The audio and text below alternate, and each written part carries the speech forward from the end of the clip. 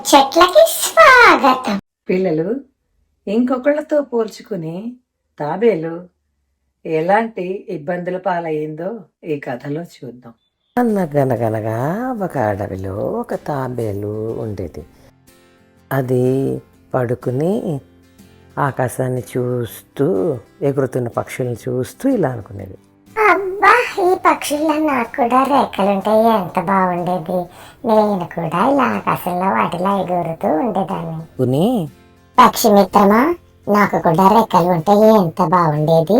అనేసరికి పక్షి ఇలా అంది, నువ్వు నీళ్ళ లోపల నేల మీద కూడా ఉండగలవు, మేము నీళ్ళ లోపల ఉండలేం కదా. ఎవరికి ఉండే కళలు వారికి ఉన్నాయి. నువ్వు అనవసరంగా ప్రయత్నించి ఇబ్బంది పడకు అని పక్షి అన్నా కూడా తాబేలు వినకుండా అక్కడ చెట్టుకు ఉన్న పెద్ద పెద్ద ఆకులు తన చేతులకు దగ్గర కట్టుకుని నేను ఇప్పుడు పక్షిలాగా ఎగరగలను అనుకుని అక్కడున్న ఒక పెద్ద రాయి ఎక్కి ఎగురుదామని ఎగిరింది. ఎగిరాననుకుంది కానీ అది కిందనున్న బురదలో పడింది. అదే రోజు రాత్రి తాబేలు బాధపడుతూ బానియాన్ చెట్టు దగ్గర కూర్చుని ఉంది. తాబేలు మిత్రమా, బాధపడకు. పక్షి చెప్పినట్లు నీలో ఉన్న కళ్ళు నీలో ఉన్నాయి, అవి ఉపయోగించి ఆనందించు.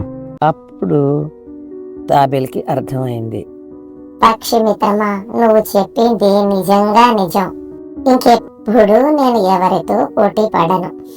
నాకు వచ్చిన విద్యలే నేను చూసుకుని ఆనందిస్తాను అని నీళ్లలో చేపలతో పాటు పోటీపడి ఈదుతూ పక్షులతో నేల మీద ఆడుకుంటూ ఆనందంగా కాలం గడిపింది. చూసాం కదా పిల్లలు, మనం ఎప్పుడూ కూడా ఒకళ్ళతో పోల్చుకోకూడదు, అంటే కంపేర్ చేసుకోకూడదు. ఎవరికి ఉండే టాలెంట్, ఎవరికి ఉండే గొప్పతనం వాళ్ళకే ఉంటుంది.